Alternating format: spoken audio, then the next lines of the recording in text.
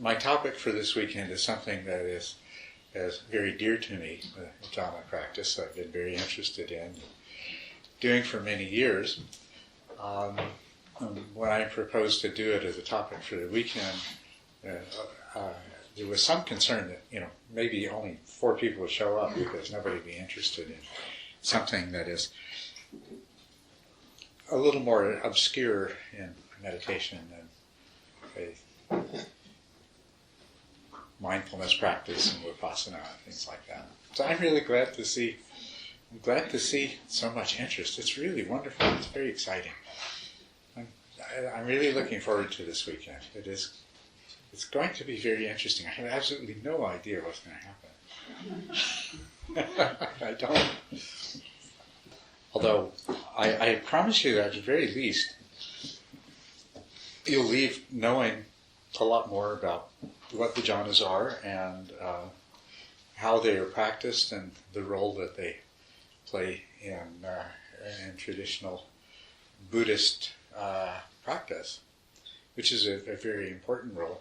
But what I'm really hoping is that many of you will have some experience of jhanas, if you haven't already, over the course of the weekend, and it will interest you enough to want to pursue that further. So whether that happens or not, we'll have to see. We'll find out on Sunday afternoon. How many of you have already done some sort of jhana practice at one time or another? 1, 2, 3, 4. A few, not a lot. How many of you know something about the jhanas? Looks like probably about 3 times that many. But I assume that all of you are interested in knowing more, and that's good.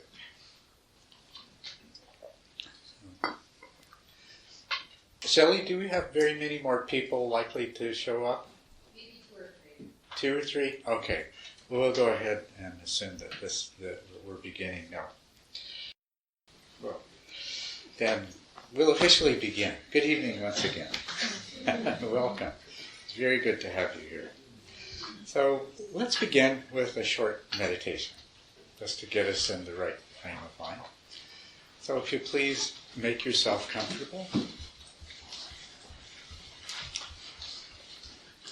Relax. And just close your eyes and take a moment to come fully into the present. Become aware of your body.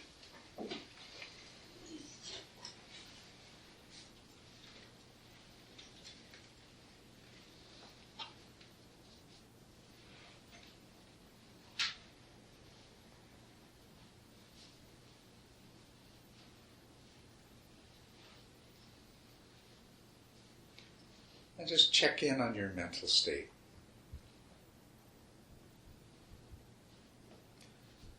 You might find that it's a happy state. It is for me.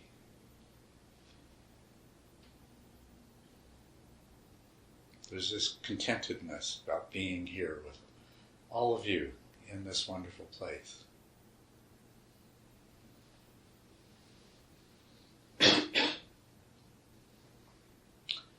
And on this wonderful planet.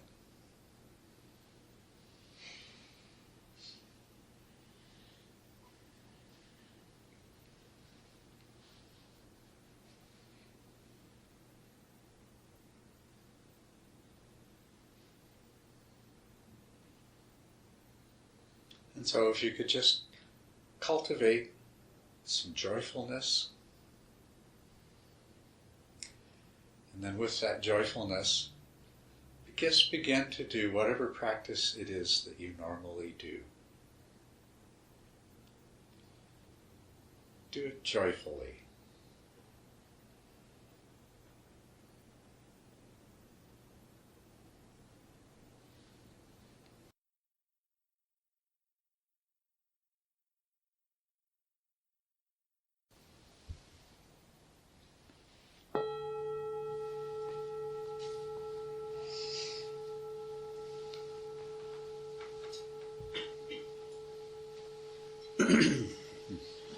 Thank you. I just wanted to get us all in the mood, but also, while it's really fresh, just reflect on what happened over the course of the last 15 or 20 minutes, what you did and what you experienced.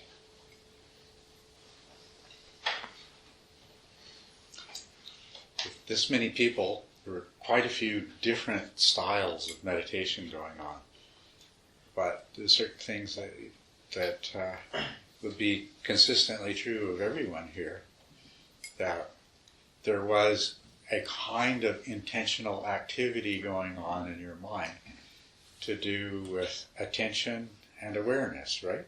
Mm-hmm. Anybody that's not true of? As a matter of fact, it's hard to be conscious of that. Well, the intention part cannot be there. Your mind can be going on its own. But when you're meditating, there's intention behind it.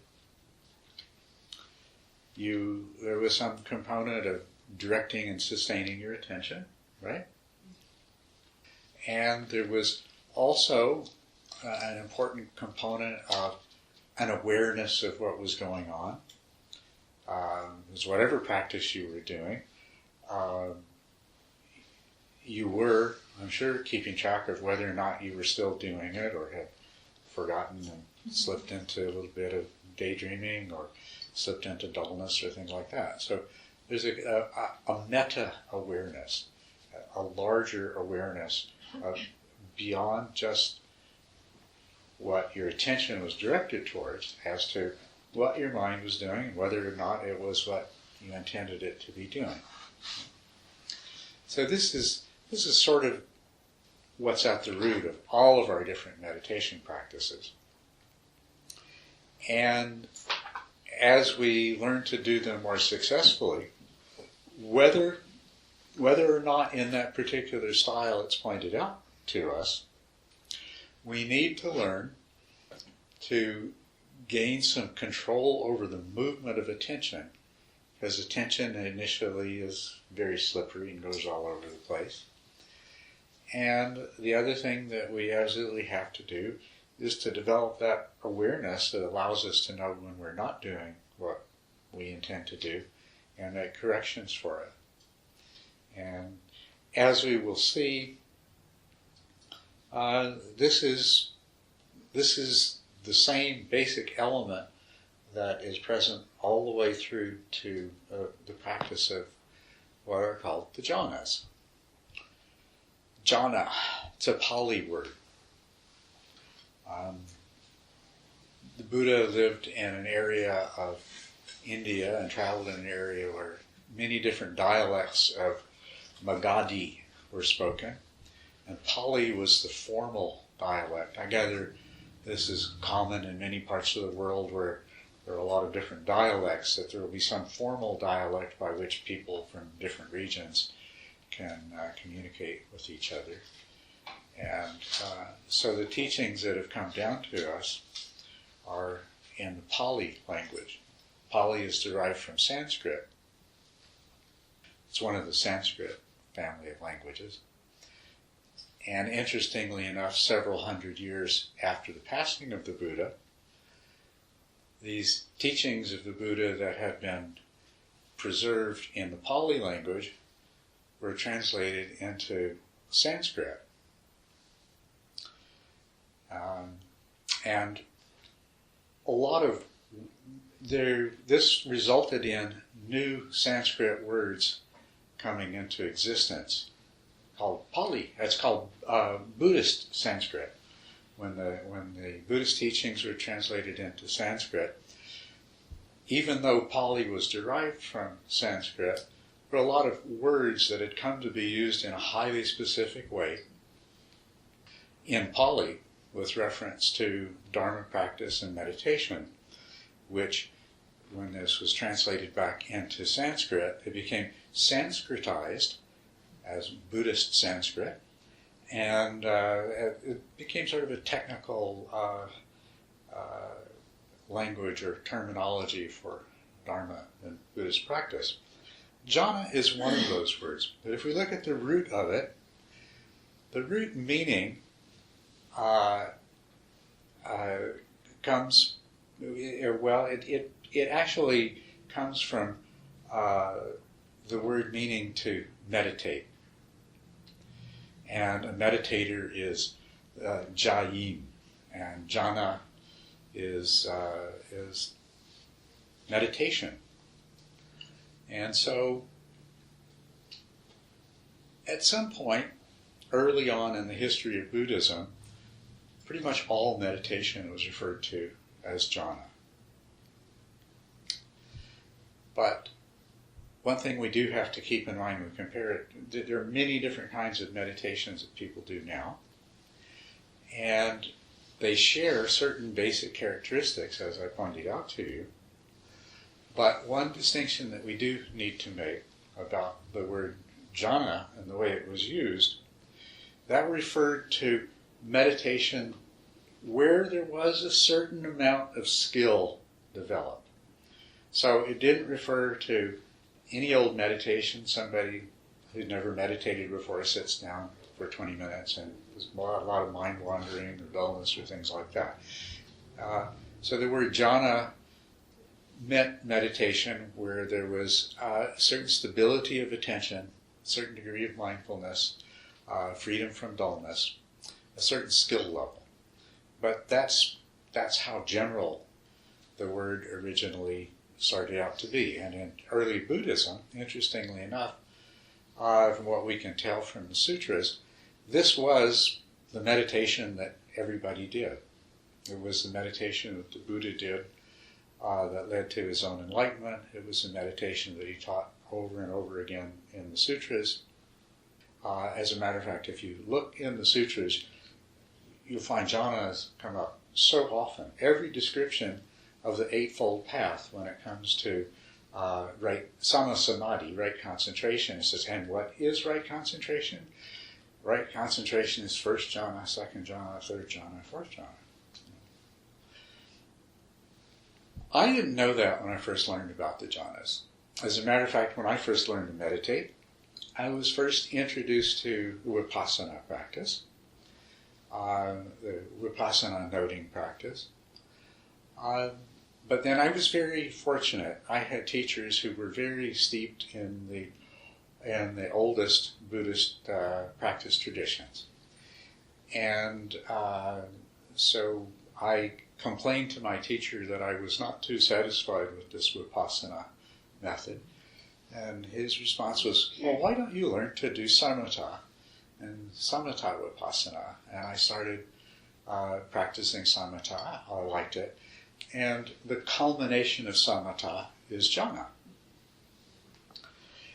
And so I followed that path for many years and learned to practice jhanas. But the jhanas I learned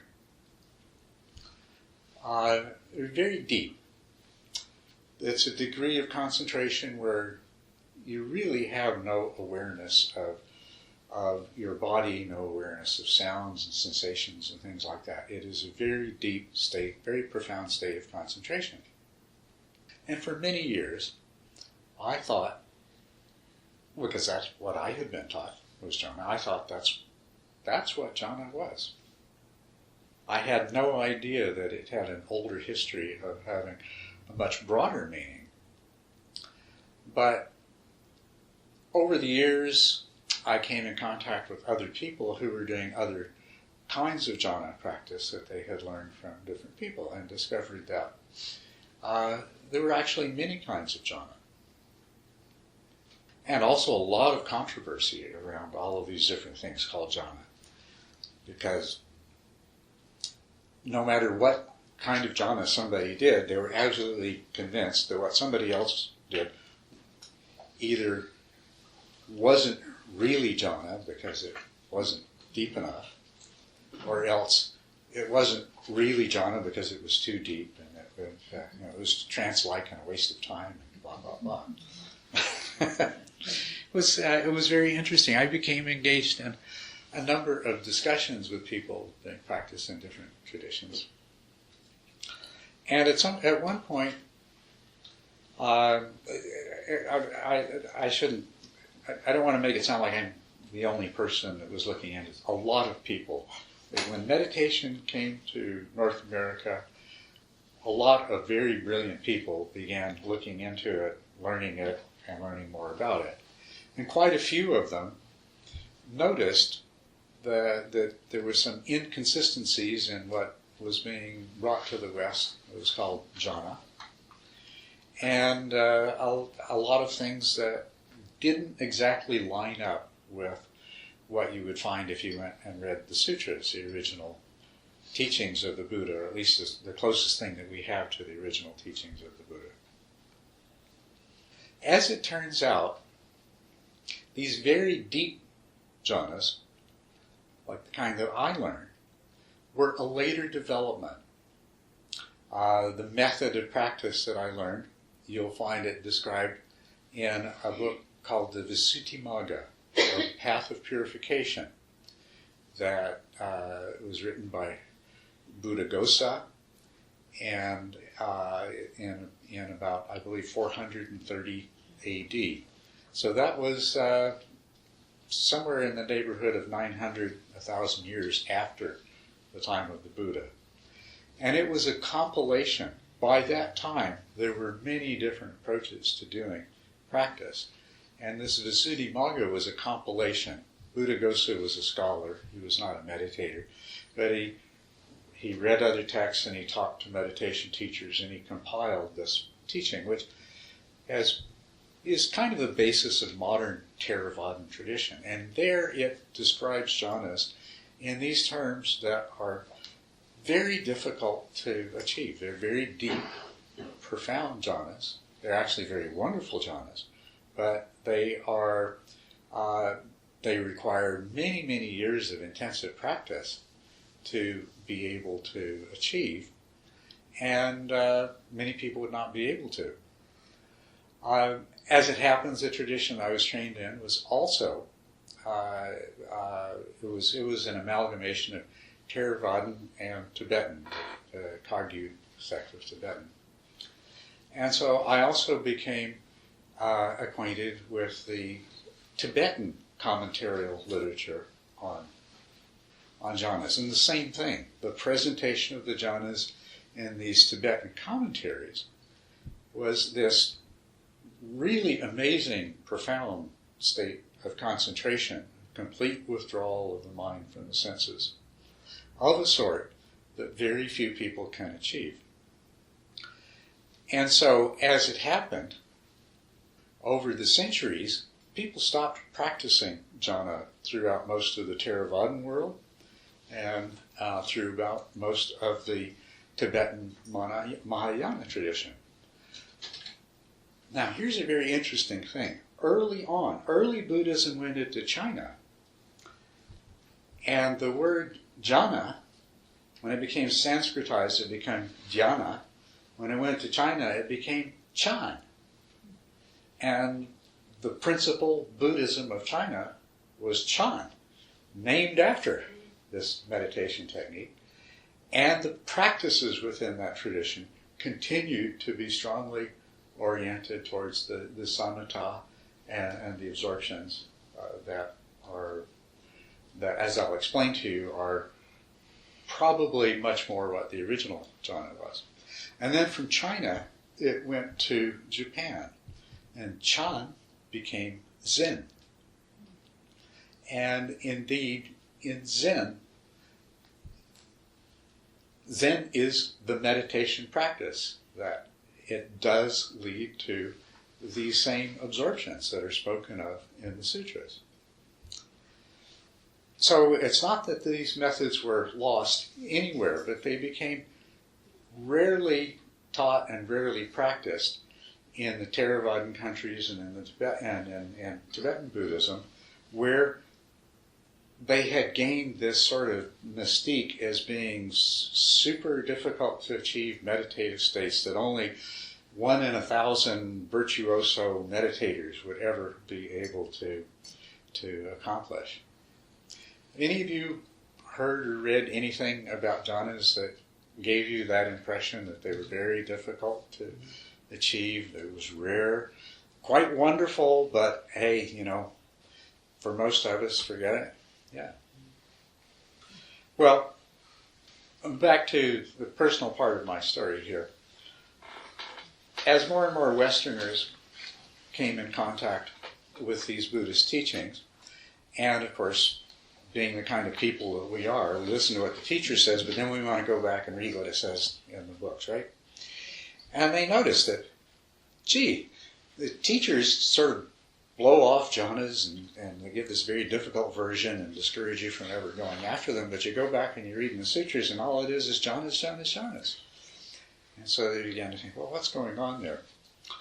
So a discussion began. It was a very interesting discussion, and at some point they began to distinguish commentarial jhanas from sutta jhanas as two different kinds. And they say, hey, you know, these jhanas in the suttas that he was talking about all the time, and that he wanted everybody to practice, and it seemed like everybody was able to practice, and everybody was practicing. When you examine them really carefully, they don't require, they are not nearly so onerous as what's described in the Visuddhimagga and what's described in the Tibetan commentaries. So this was illuminating, and we began to learn a lot more about the true natures of jhanas and Buddhist meditation as this was explored and discussed and things were compared. But it led to, unfortunately, these labels, Visuddhimagga jhana or commentarial jhana, and the other label, Sutta jhana or Sutra jhana, they stuck a little bit too well, and they led inevitably, as you can imagine, to this debate: which are the real jhanas? Which are the real jhanas? These are the real jhanas. No. These are the real jhanas. These are the ones that Buddha taught. They must be the real ones. Anyway, as the discussion went on, it became clear to some of us that, especially if you read the sutras, you would find that there are sutras where jhana is discussed in precisely those terms that the commentaries did. So those are real jhanas too. They're not some different kind of jhana that was made up 1,000 years later or 1,500 years later. They're in the sutras too. What it really tells us is that jhana shouldn't be thought of as quite such a restrictive term as it has come to be thought of, no matter which side of the fence you're on. And we do have two sides of the fence. If you start looking into jhana practice for the people that do so-called sutta jhanas, and these are easy jhanas, and those other jhanas aren't real jhanas, and they won't get you enlightened anyway, and they were invented 1,000 years later, and blah, blah, blah. And then, the other side. But really, taking a second look, what we discover is that the jhanas, as they're described in the sutras, can be practiced at many different levels or depths of concentration, different degrees of concentration. And so they're not out of reach. They're available as a practice to any of us, as available as any other meditation practice is. They do, like any meditation practice, take time, regular practice, some contact with good teachers and so forth. But they're no more unattainable than any other kind of meditation practice. And, of course, as you become more skilled, you can enter into deeper and deeper versions of the jhanas. So this was really illuminating for me, because I had learned the deep jhanas. And I really started out with the idea, well, these are the real jhanas, and I don't know what those rinky-dink things that other people are doing, but I do the real jhanas. But as I began to think about it more, and then the person who really opened my eyes to the tremendous value of real jhanas, in the sense of jhanas that can be practiced at many different levels of concentration, was Lee Brasington. Anybody heard of Lee Brasington? Yeah.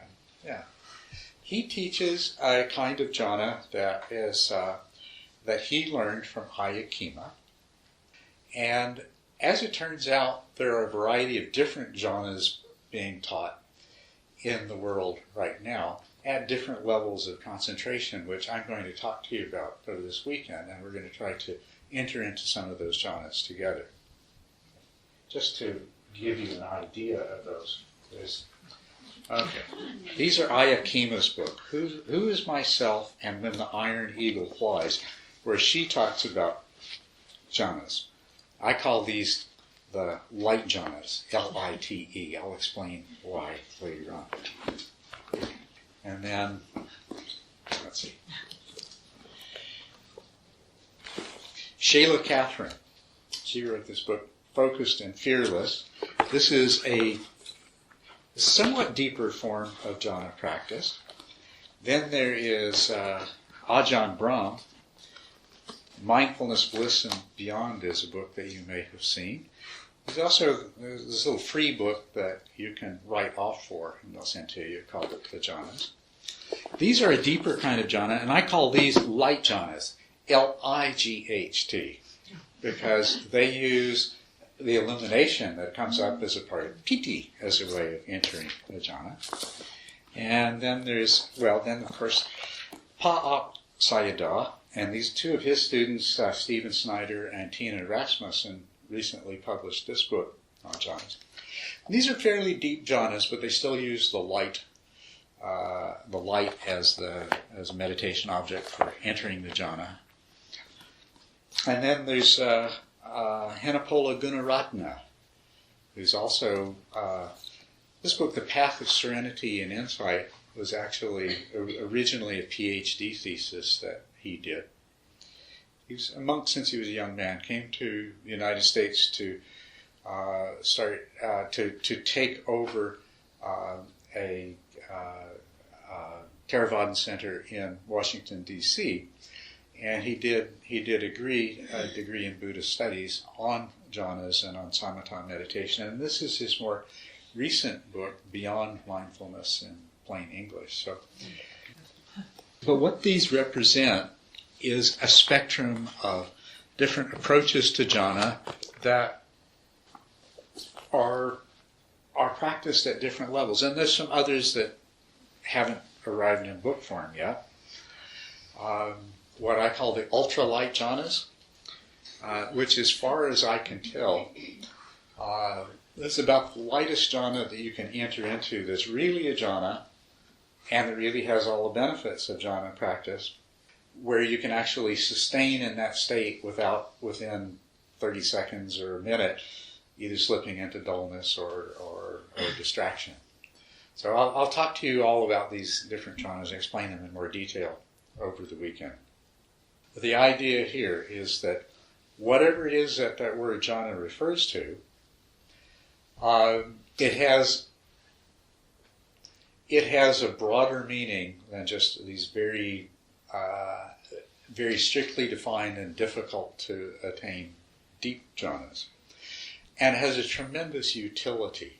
It's just an incredible utility, and I'll say a little bit about that too. There's another thing that some of you may have heard, many of you may have heard, is about samatha and jhanas both, is that these aren't appropriate practices to do. That all the jhanas lead to trance-like states, and you feel good, but it doesn't go anywhere. People don't get enlightened in jhana practice, or that samatha in general, and if we look at the history of Buddhist meditation, we'll see that is insupportable. One of the things you may have heard is you can't practice mindfulness in the jhanas. Anybody ever heard that?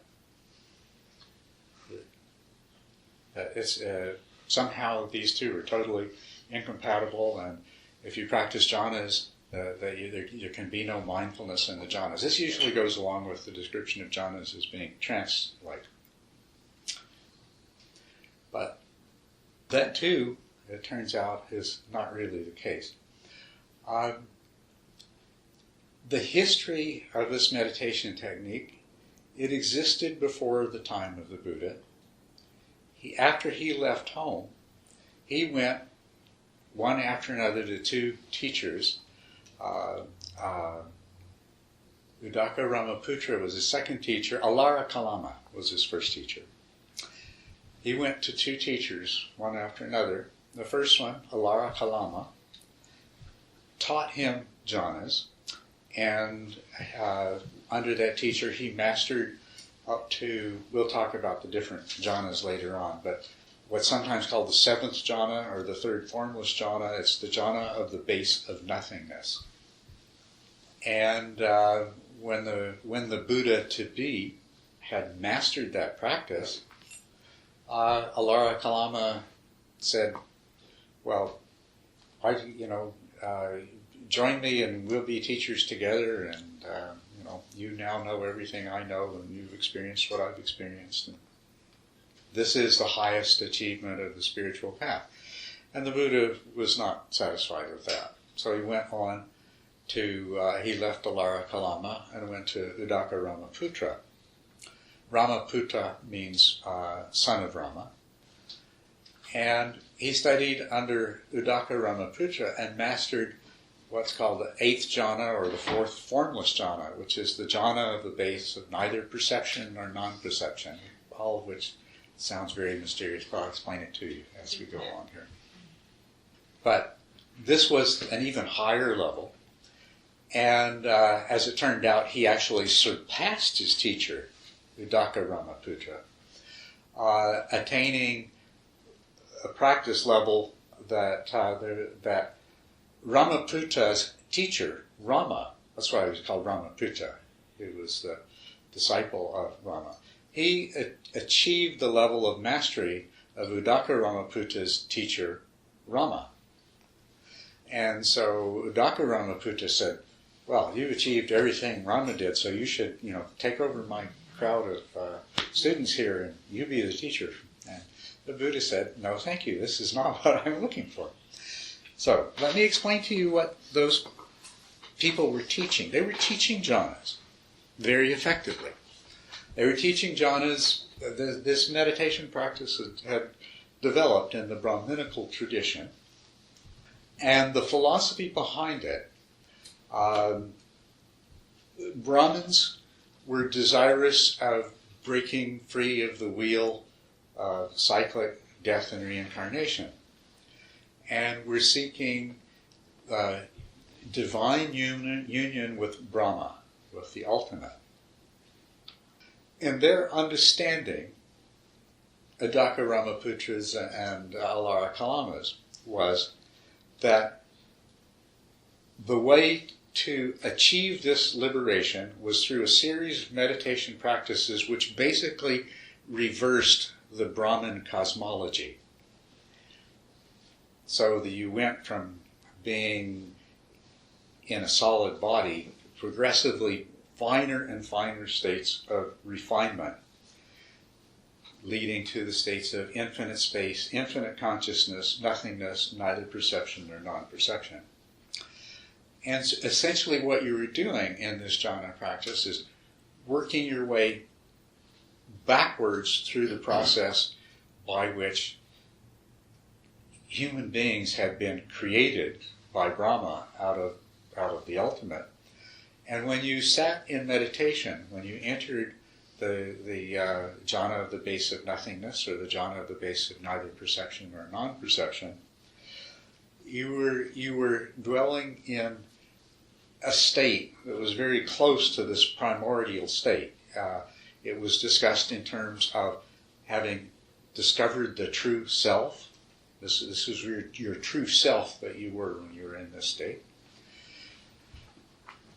They considered residing in that state to be very important. And the more time you spent in that state, the more likely you were to achieve the ultimate goal. The ultimate liberation didn't happen until after you died.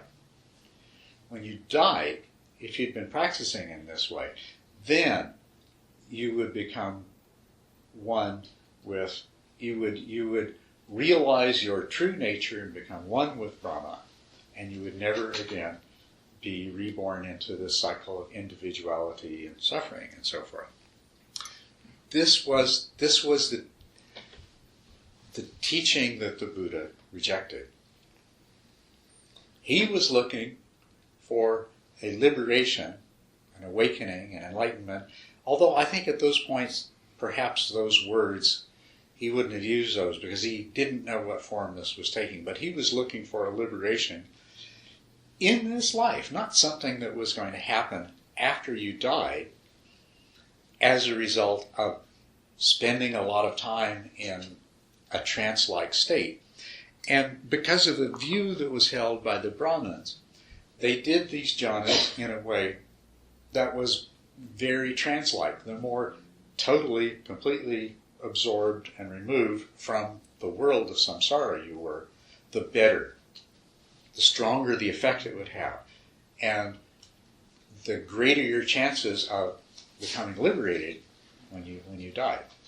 So they did these practices in a very trance-like way.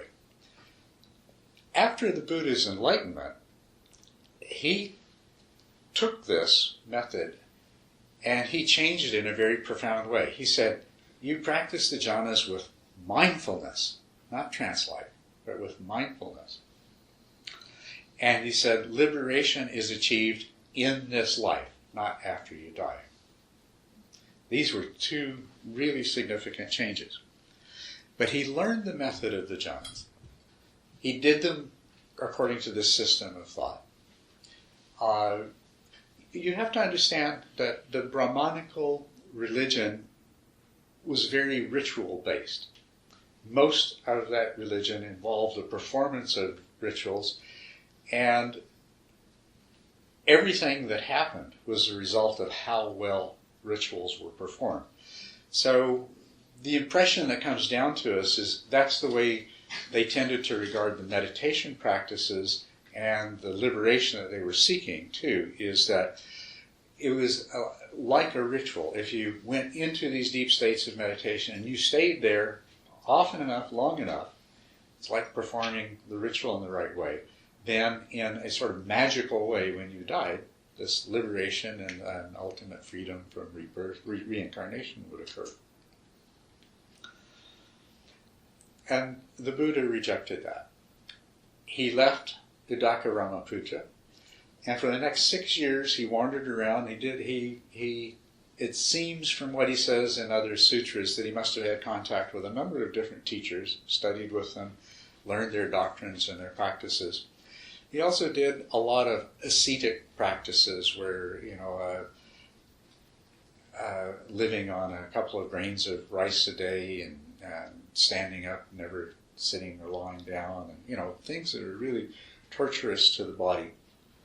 He did a whole variety of things for 6 years, and that got him nowhere. And then he reconsidered. When he reconsidered, he went back to the jhana practices.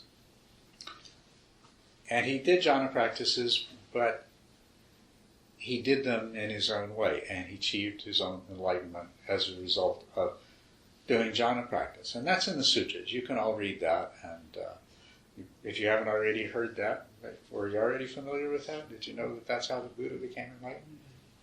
Those of you that haven't, I've got a handout for you that has a lot of this detail, and I didn't include that particular description. It's a really sweet one. But he sat down, entered first jhana, second jhana, third jhana, fourth jhana, and then from the fourth jhana he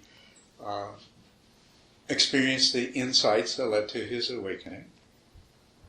And then thereafter he taught the jhanas. But where he teaches the jhanas, it's very interesting. There's one sutra where he has a conversation with a Brahmin who is obviously familiar with these practices, and the Brahmin accepts him as being an enlightened being and says, "So, for me to cross the flood, great teacher, what is the object of meditation that I should use?" And the Buddha recommended to him the jhana of the base of nothingness.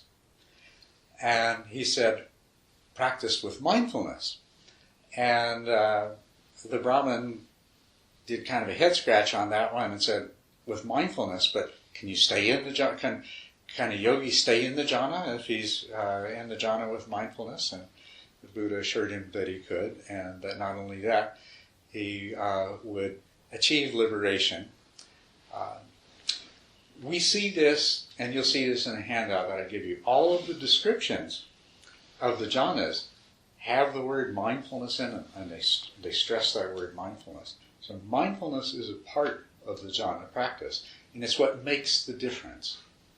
It is what the Buddha discovered and introduced into the practice that makes the whole difference.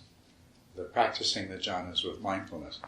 Because you see, the other things that the Buddha discovered is that awakening isn't a magical event that happens as a result of doing things in just the right way, which actually is, even today, a widespread belief. Somehow, if you sit down and you meditate in just the right way, then sooner or later, just like a lightning bolt, it'll come to the top of your head and you're enlightened. But that's precisely what, in the sutras, the Buddha said doesn't happen. He said liberation, awakening, enlightenment is a cognitive event. And that's why you have to practice mindfulness. It is a realization. It's not some magical thing that happens to you. It is seeing and understanding things as they really are. And the reason that the jhanas are such a wonderful way to do this is that when we look at them more closely, you'll see they're like a serial dissection of the mind. You take the ordinary, everyday mind, and then you refine it to the state that's called access concentration, from which you enter the first jhana. And you enter the first jhana, and it has certain characteristics that define it. And then you go to the second jhana, which is a further refinement, and it's like peeling another layer off the onion. And so going through these jhanas is like dissecting the mind, one layer at a time. And it's done with mindfulness. And by doing it with mindfulness, it leads to insight, and the insight leads to awakening. So that's the whole idea behind the jhanas. Any questions about that?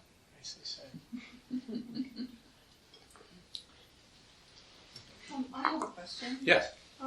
Because I've heard different things from different teachers, and I think what I heard was that the jhanas, well, one teacher says you have to move through the jhanas. That's Tanasaro Bhikkhu.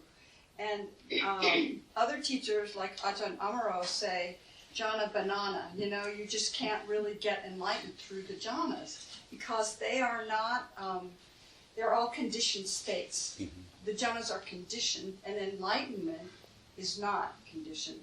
So that's, And what Ajahn Amaro says is absolutely true, but meaningless.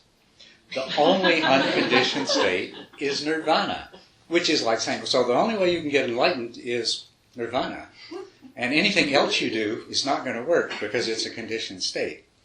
So what he says is true, but I've heard all of these things many, many times from many different teachers myself. Yes. And there are a lot of misunderstandings that have been perpetuated in many different lineages for many, many centuries. And so we tend to hear these things over and over again. There are views. Now, you mentioned Tanasaro Bhikkhu, Tanjaf.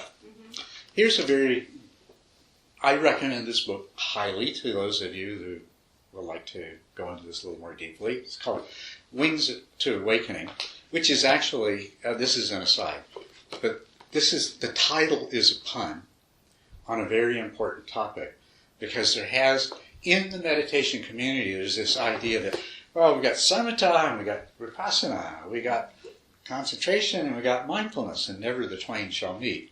The wings to awakening that this title refers to are samatha and vipassana, samadhi and sati.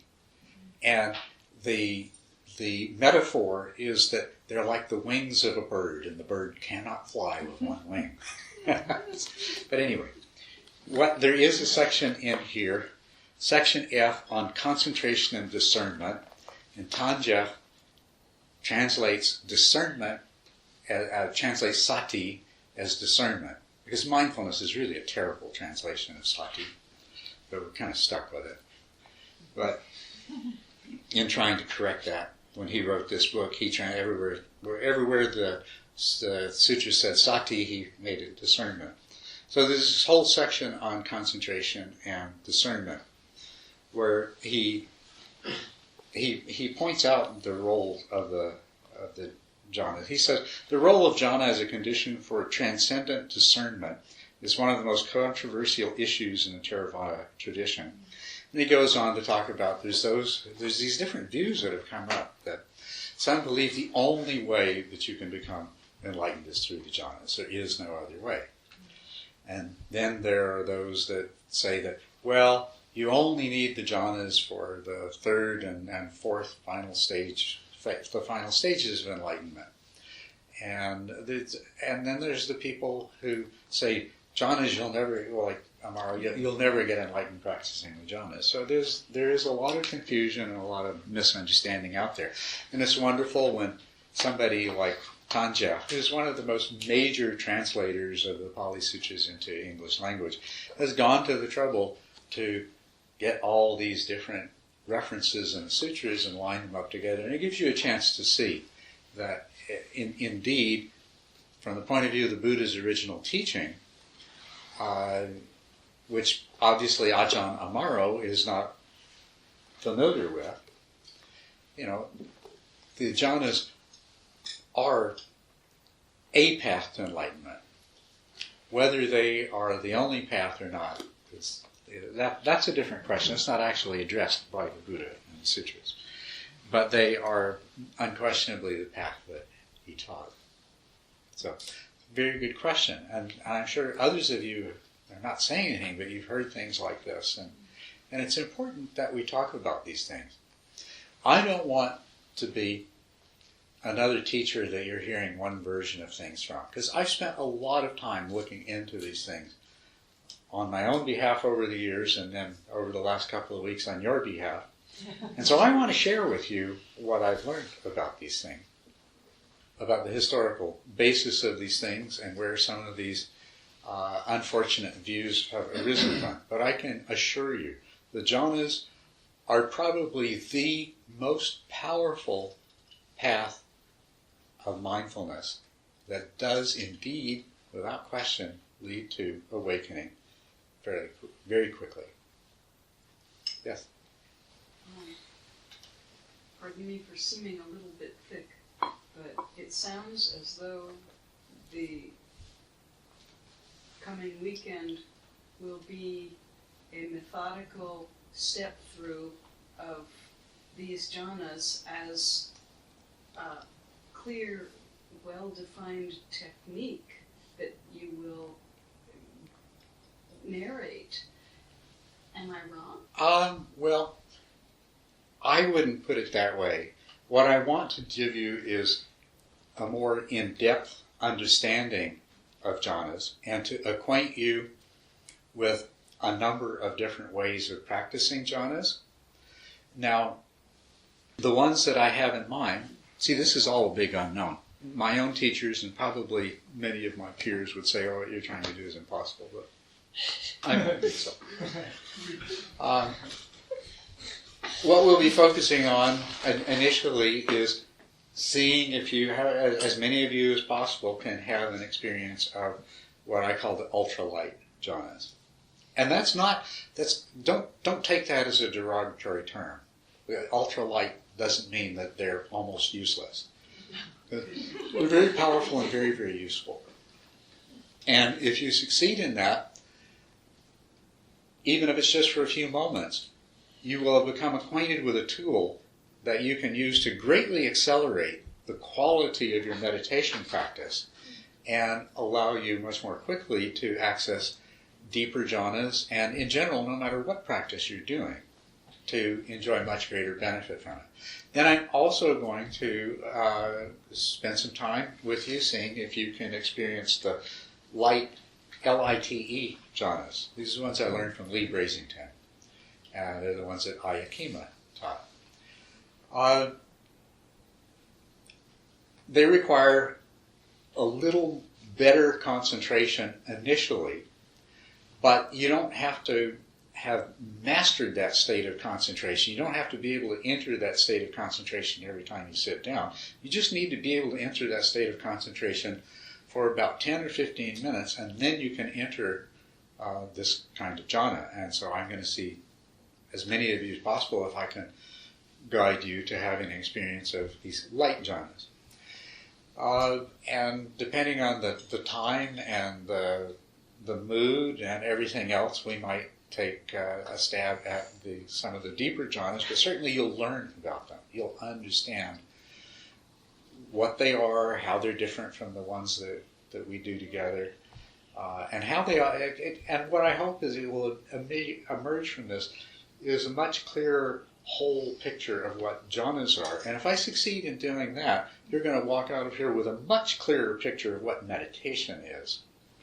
It sounds, I want to be very cautious, because I have a lot of over-freighted language. Yeah. Just too freighted. It sounds very much like you sound exactly like my altered stage sight teacher when he was describing depths of hypnotic trance and how people are hypnotized all the time. They just don't know it. It's not a very big deal. You can do the white line hypnosis when you're just driving and you're not really, all checked out like people think in the movies, I'm a zombie. It sounds like you're describing these subtle transits in trance depth, but you earlier were very careful to say, well, trance isn't actually what we're taught, so I don't want to go there too, but that's the word I learned in school, so I'm stuck with it. Very, very good question. Jhanas are not trances. Right. They only hear that they are from people that have never learned to. Right, but apparently practice. They have depths of them in the same way trances do. We're limited by language. They do have depth to them. They have depth of concentration. Some subtleties, which I hope we'll get a chance to talk about, some subtleties of the way the mind works and how we're working with the nature of the mind itself to lead it to be able to experience different states that are available to all of us, but that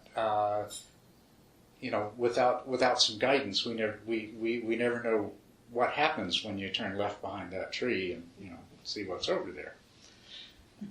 You mentioned hypnosis. This is not trance-like. It's not hypnosis. But I will say one thing, that in order for me to be able to guide you, when we're doing guided meditation, you have to go with my direction.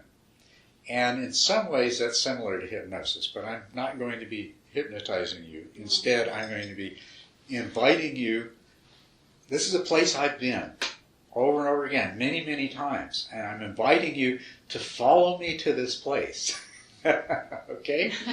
And so you have to be willing to go. And if you're resistant or hesitant, then it's not going to work as well. I told you trance wasn't going to be a good word, but I'm stuck with it. Yeah. Well, don't worry. That was a very good question. Okay. Very good. And I hope that you got a satisfactory answer to it. Yeah. I'm just curious, have you seen jhanas in the four foundations practices? Do you see that they overlap? Are they covering the same territory, or are they separate practices? Jhanas and four foundations practices. Oh, the four foundations of mindfulness. Are they covering the same territory? They're covering the same territory. You think so? Yeah, they are. Absolutely. Yeah. Which is one of the things that you may have heard is that often people will take the Anapanasati Sutra, Mindfulness of the Breath Sutra, and say, this is about jhanas. And then they'll take the Satipatthana Sutra, which is commonly called the four foundations of mindfulness, although foundations is a ridiculous word. 4 applications of mindfulness. That's what it is, right? Anybody that's familiar with it, it's 4 ways of applying mindfulness. And say, that's something completely different. They're not. They're both covering exactly the same territory in a different in a different way. But that's one of the things I could really hope that you'll come out of the weekend with. If not out of the weekend, if we work together, you'll come to a clear understanding of exactly what it is that both of these sutras are talking about. For those of you who are not familiar, I did do a weekend a couple of years ago on the 4 applications of mindfulness. And those 4 applications are mindfulness of the body as an aggregate, mindfulness of the feelings as feeling, mindfulness of mental states as mental states, and mindfulness of mental objects or phenomena as the phenomena that they are. This is exactly what you do once you've developed the skill so that you can enter and leave the jhanas in sequence, and you work your way through first, second, third, fourth, infinite space, infinite consciousness, nothingness, and so forth. You are actually doing the foundations of mindfulness. So they do overlap. Yes? What I've been wondering about is I guess so even if jhana and mindfulness practices can be combined, is there any concern about doing both at the same time? And specifically, you taught me a new practice last week that I'm really just barely getting the hang of. That's quite different from jhana, and I'm wondering about working on 2 at once like that. Okay, this is not 2 different practices. This is not doing jhanas and mindfulness at the same time. Jhanas is a mindfulness practice. Always has been a mindfulness practice. You're not doing 2 different practices. You're doing one kind of practice with a larger understanding of what it is that you're doing. So I'm glad that you've been working on that practice. Yeah. It's hard. So, well, let me tell you a little bit more about, let's go back to the basics. Let's work on the basics again. I kind of given you a general introduction. And let's go back to what are these jhanas again, anyway? Okay.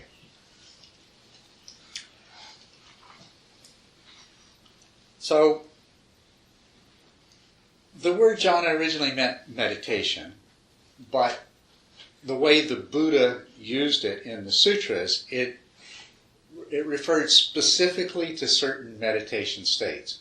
So what we can say is that jhana, it's equally correct to use jhana to refer to meditation of a certain quality in general, or to use it more precisely and specifically to refer to certain meditative states that were very clearly defined by the Buddha.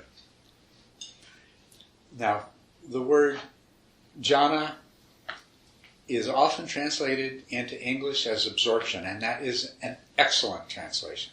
A very, very good way to translate it. Mental absorption.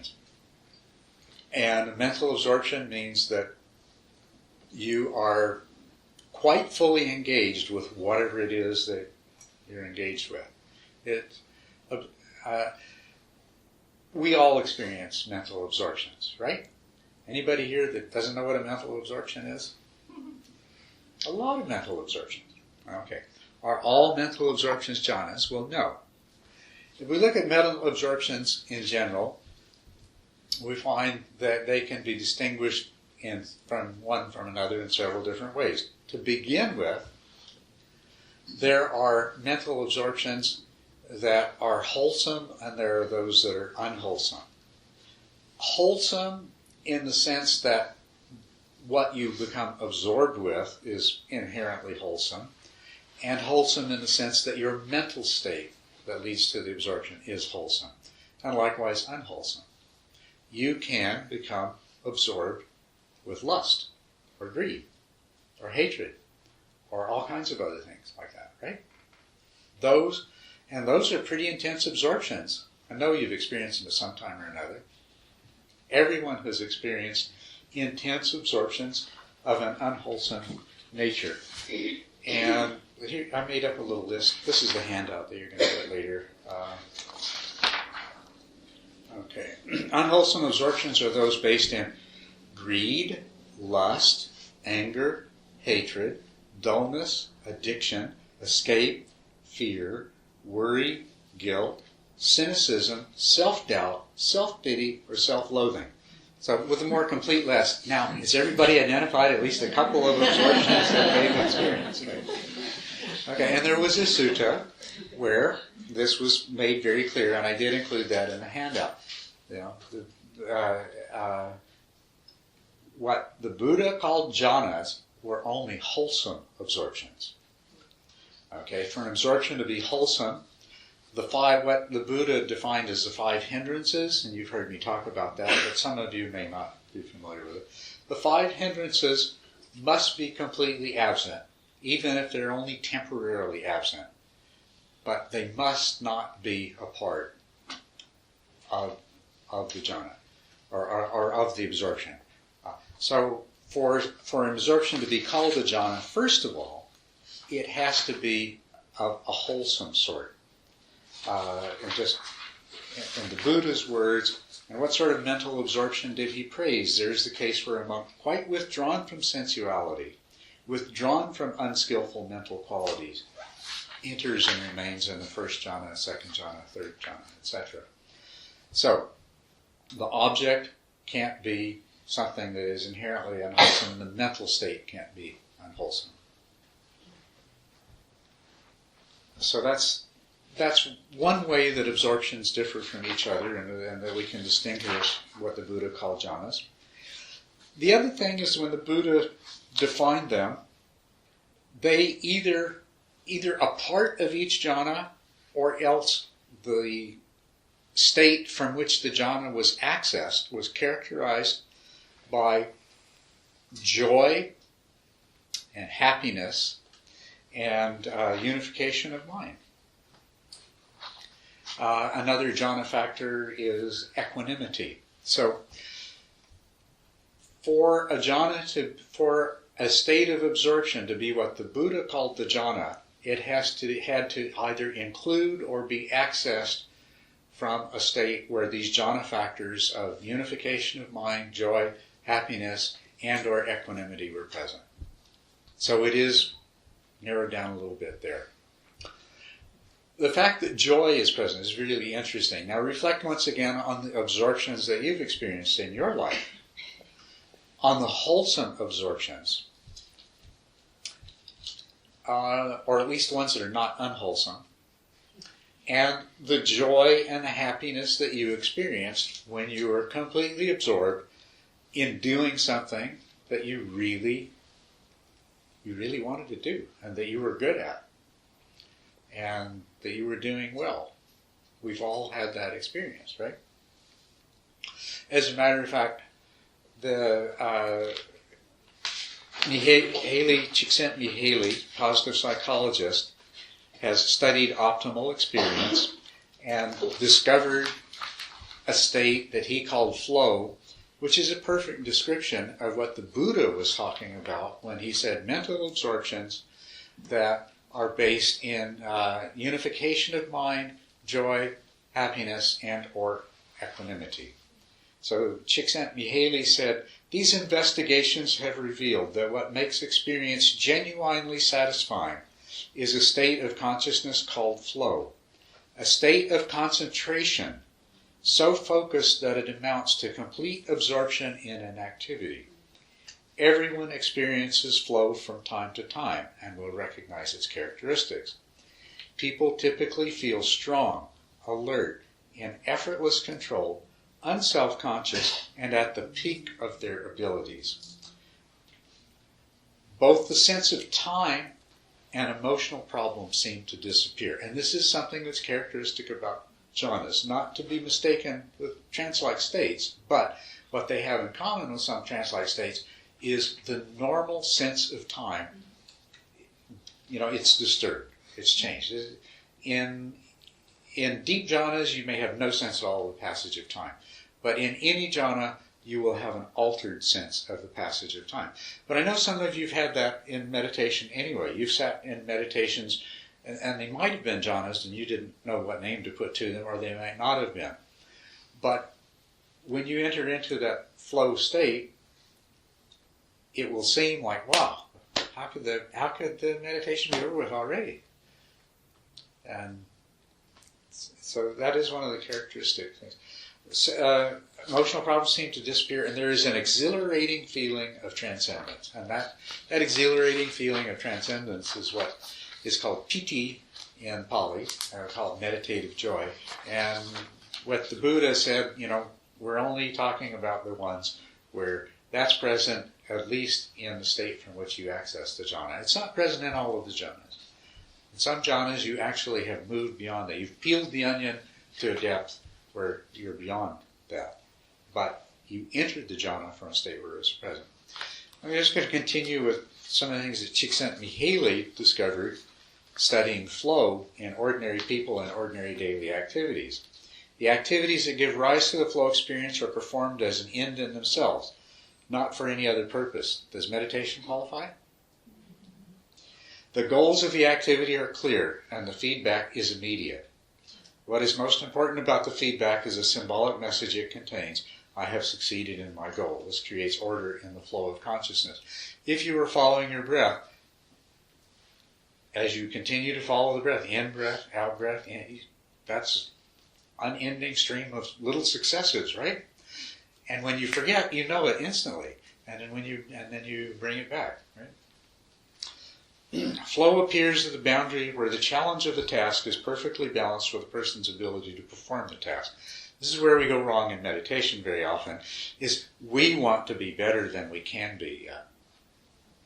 We want to be able to perform our meditation practice at a level that we have not yet trained our mind to the degree to be capable of, or else we sat down with a mind that was sufficiently disturbed or dull already that we can't do that. But no matter what the state of the training of your mind is, your meditation can become a flow experience if you adjust your expectation to match what you're capable of doing.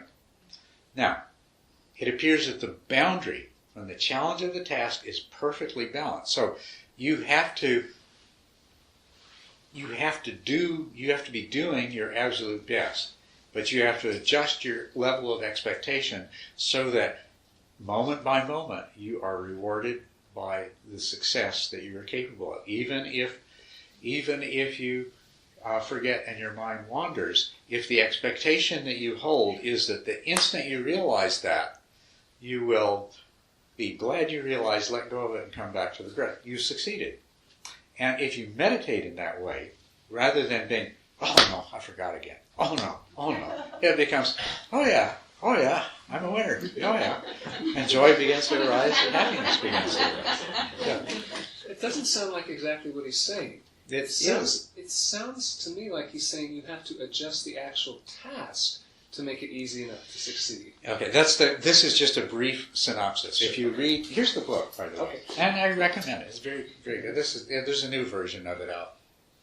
Flow, the Psychology of Optimal Experience, where he describes it in here. He makes it clear, because you see, he's studying, and then the question comes, why is this person experiencing flow and this person doing exactly the same thing as not? This is the reason that that internal adjustment is really critical. The expectation that you hold. Surgeons, athletes, assembly line workers, if you have an expectation that you're not able to consistently meet, you're not going to experience flow. So that internal adjustment is a part of it. Now, in the things that Csikszentmihalyi is talking about, flow in the world, the task itself is a very important part of it. And people will discover that they can achieve flow doing a particular thing. Playing the violin. They might not even be very good, but they've discovered that they can do that. And the same person might not be able to enter flow doing other things. Right?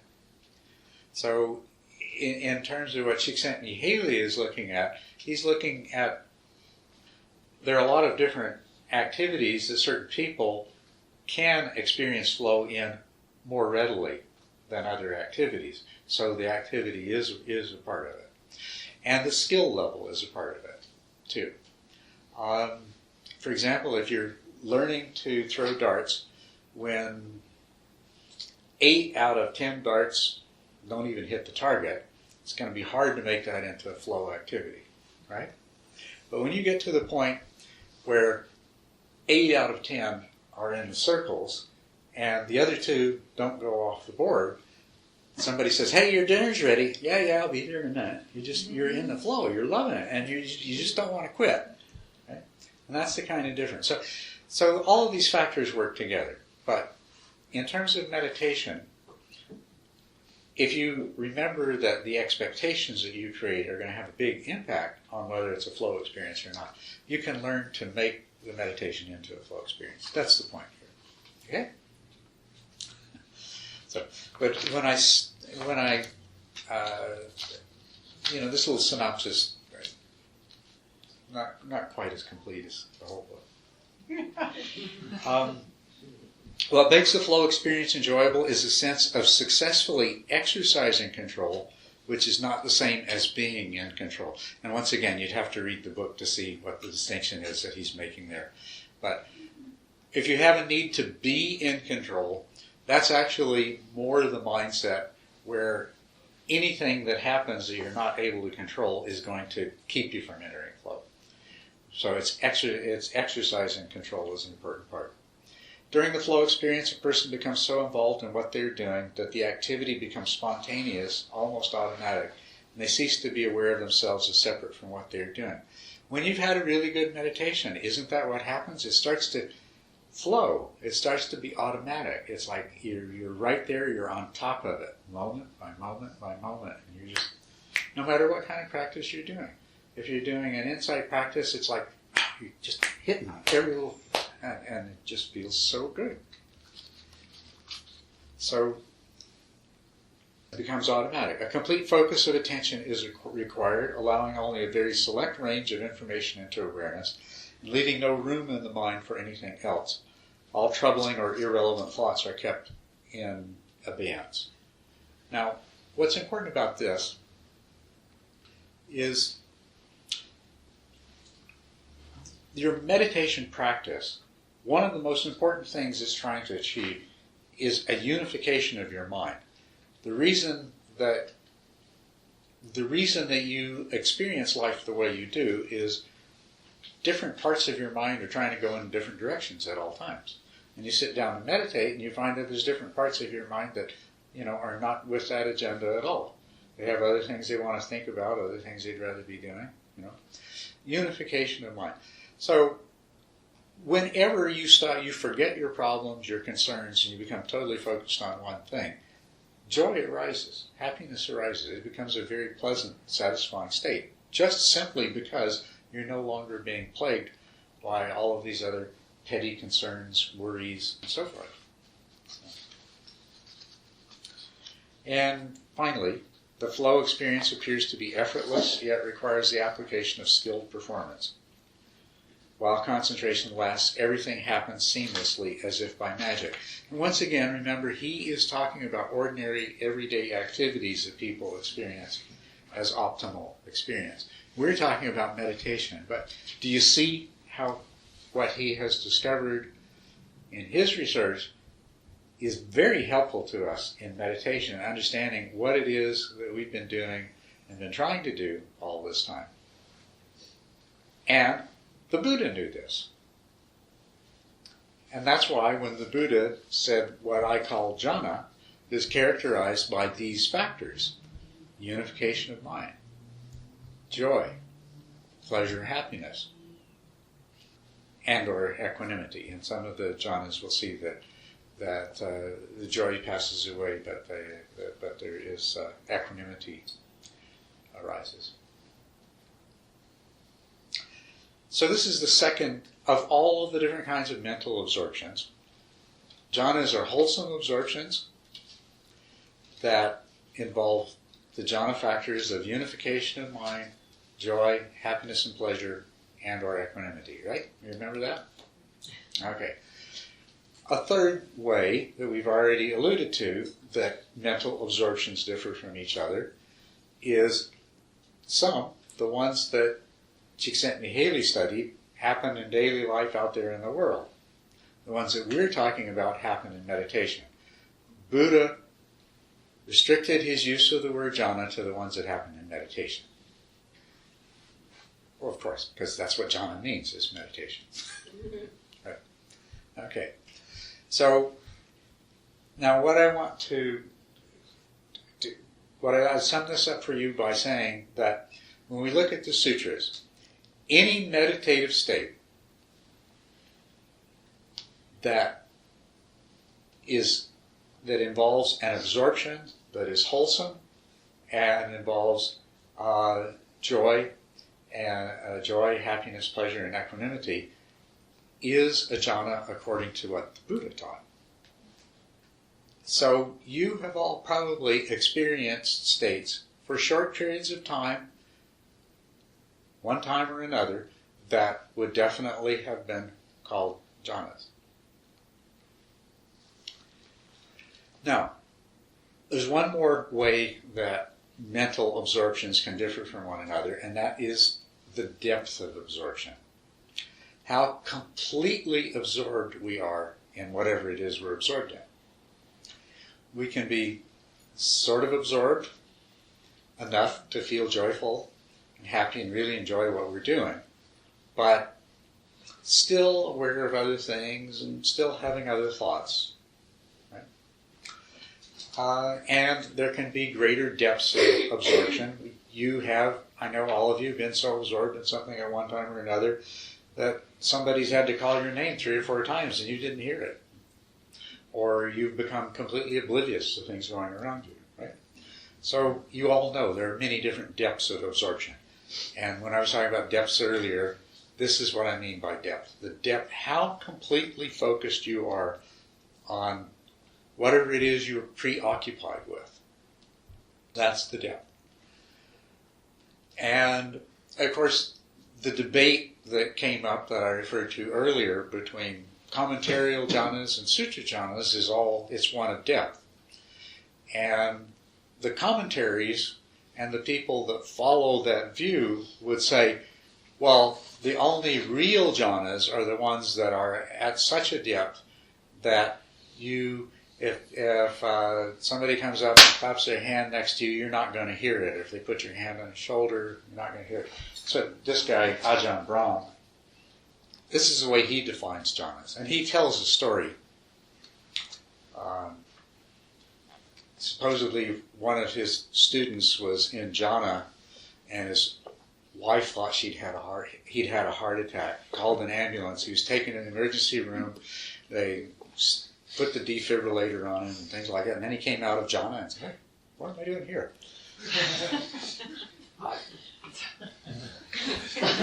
Could be a bit hyperbolic, I don't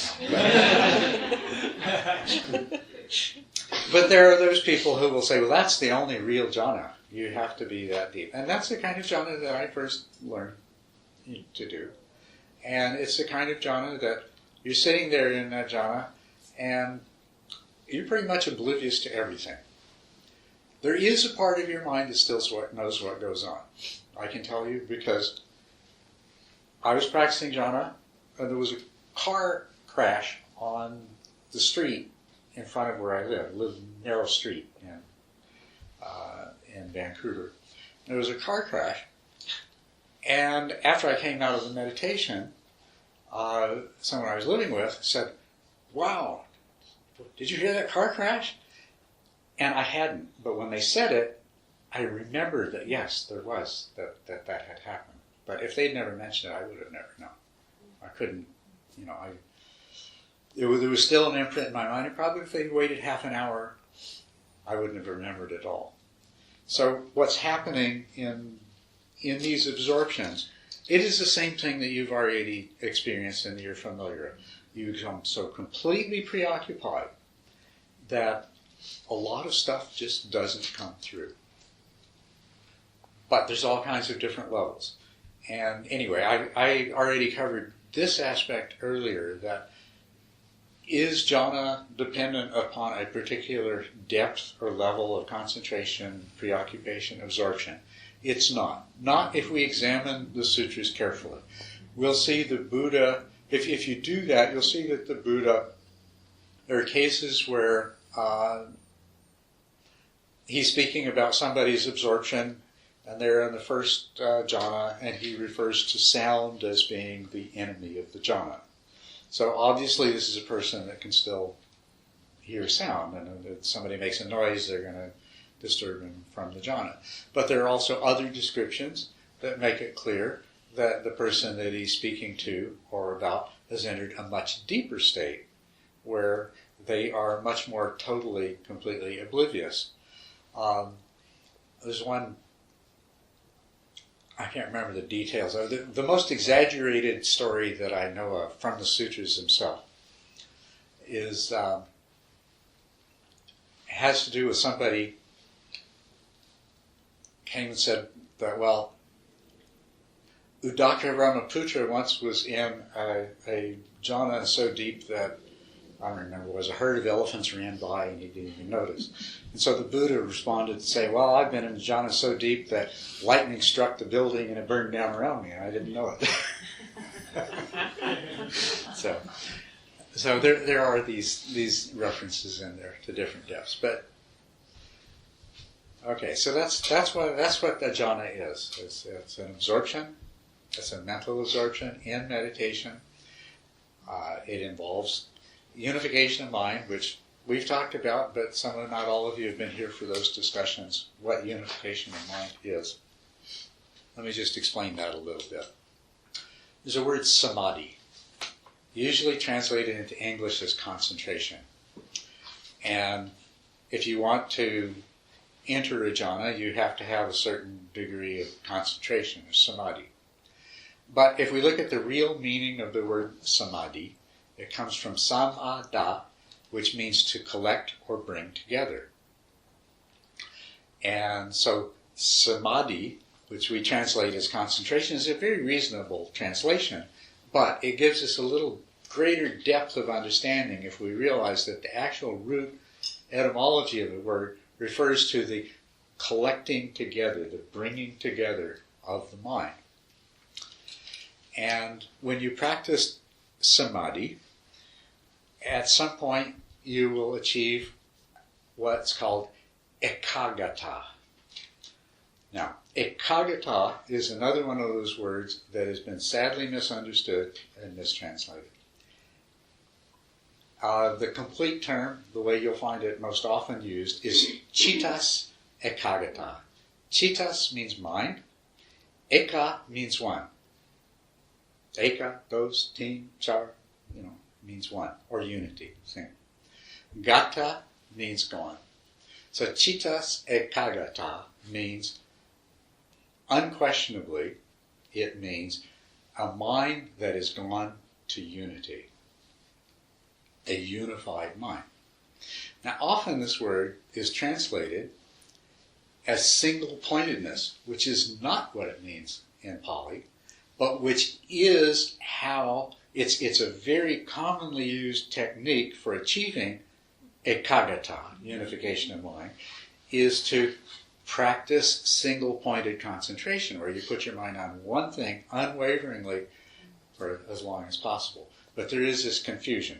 Ekaggata is unification of mind. It's not single-pointedness. Single-pointedness is a way of getting to ekaggata.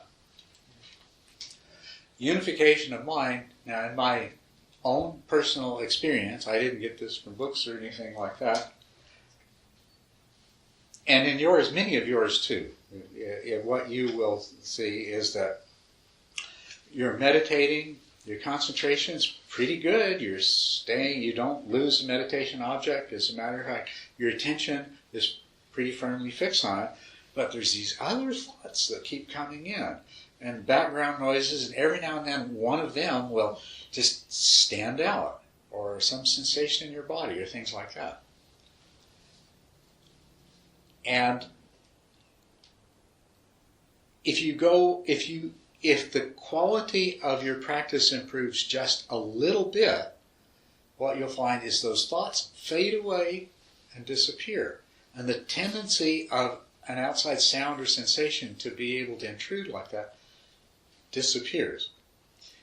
And I've experienced that, and you've experienced that, and I've examined that. This is what mindfulness is. Mindfulness is you examine the ordinary things that you experience. You just keep looking at them until one day, and that's what happens.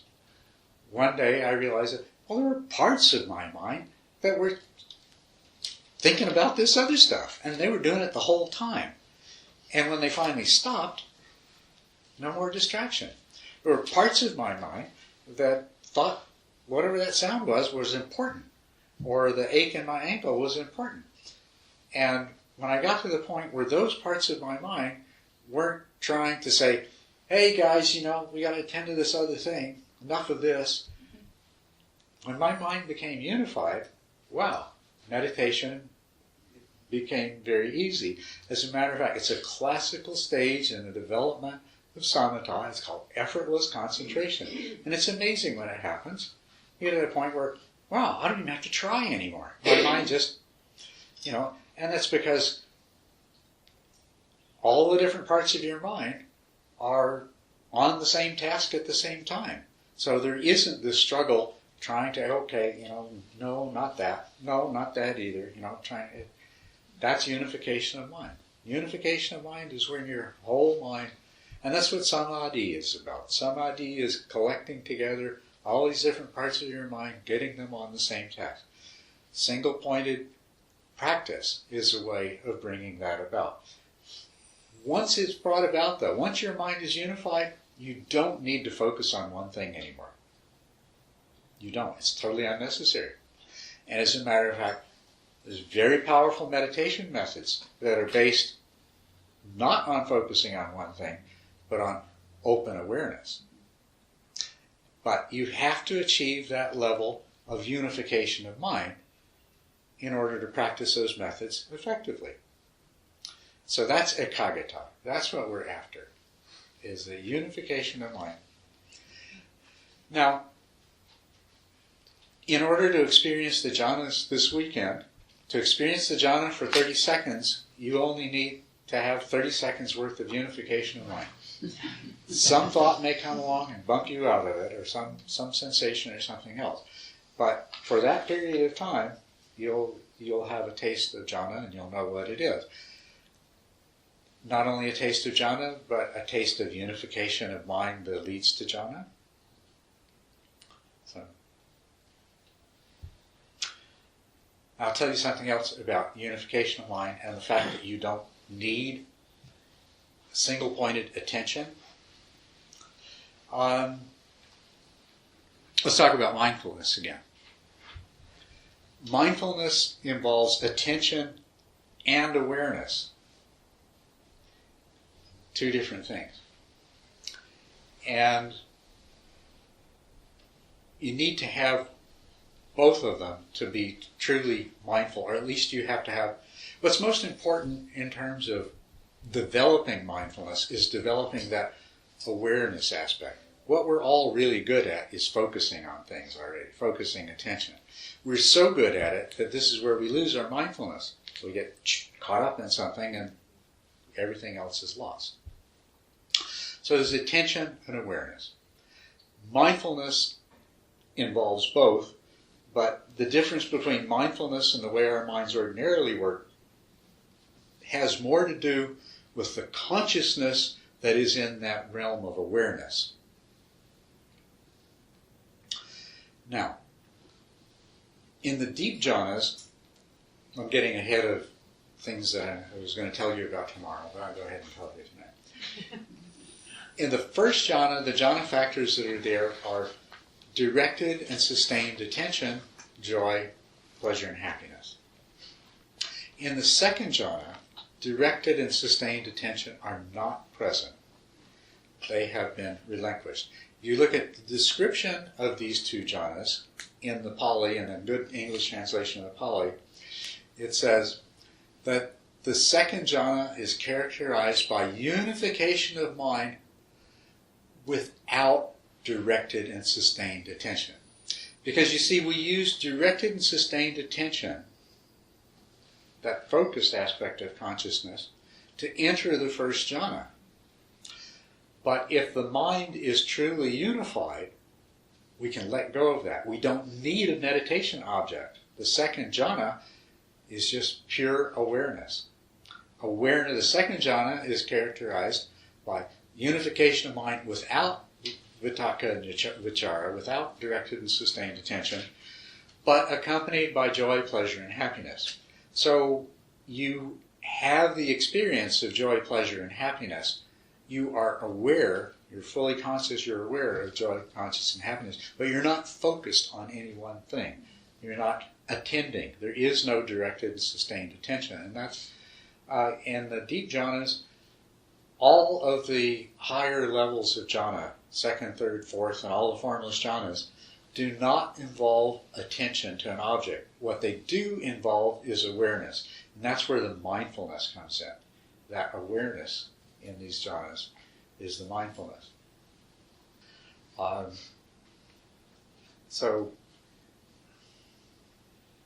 Yes. So if you're so, if mindfulness is there, and you're at the same time so absorbed that you can't, hear a sound outside of you, what kind of mindfulness is that? Okay. That is a very good question. To understand mindfulness, you absolutely must, I'm sure you've already done this, I know some of the people you practice with, do a walking meditation with the instruction to try to be aware of everything in the moment. You've done that practice? Mm-hmm. And it's absolutely impossible. Right.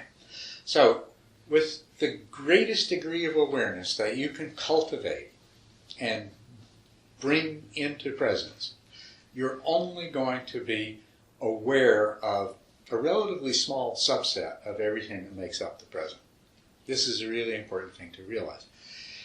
When the Buddha discussed mindfulness, or discussed sati, which we translate as mindfulness, he made it really clear that for mindfulness to truly be valuable, it needs to be combined with sampajana, which we translate as clear comprehension.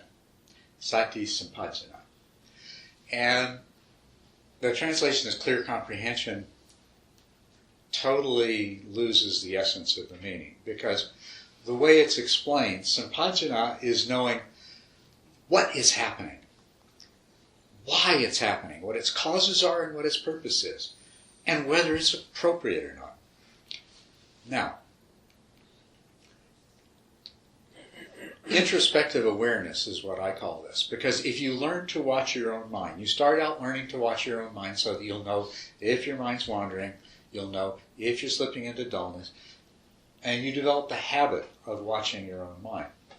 And that becomes sampajana. Because sati sampajana is where you know what's going on in your mind, you know what its causes and purposes are, and you also know, not analytically, not by thinking about it and saying, oh, well, that's not really what I want to be doing, but you know in an immediate way, this is not what my mind... if you practice mindfulness regularly, you will experience sati sampajana when you're in the middle of a situation and you think it should go this way, but it's going that way. And then in a moment, your mind will say, okay, I don't need to resist this. That's sampajana. You know what's happening. You know why it's happening. Okay, I got attached to this outcome. And you know that, well, that's not appropriate. You know immediately without analyzing that if I stay attached to it, I'm just going to be unhappy. So then you let go of it. That's an experience of sati sampajana in daily life. But sati sampajana is knowing what's going on in your mind, why it's going on, and whether it's appropriate or not. This is what you have throughout the jhanas when you're not paying attention. I don't know if I've lost track of the original question. What was the original question?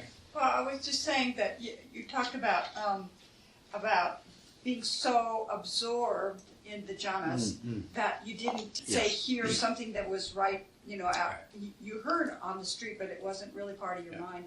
But so my question had to do with mindfulness, which to me, mindfulness brings up the idea that you are aware of everything around you and how you're responding inside. Okay, it's impossible to be aware of everything. And what it's most important to be aware of, this is what I was getting at. What the Buddha said is most important to be aware of is what's going on inside. You can't be aware of everything. So since you can't be aware of everything, be aware of what's the most important. What's most important is what's going on in your mind. And an illustration of the difference between sati that is directed outward versus sati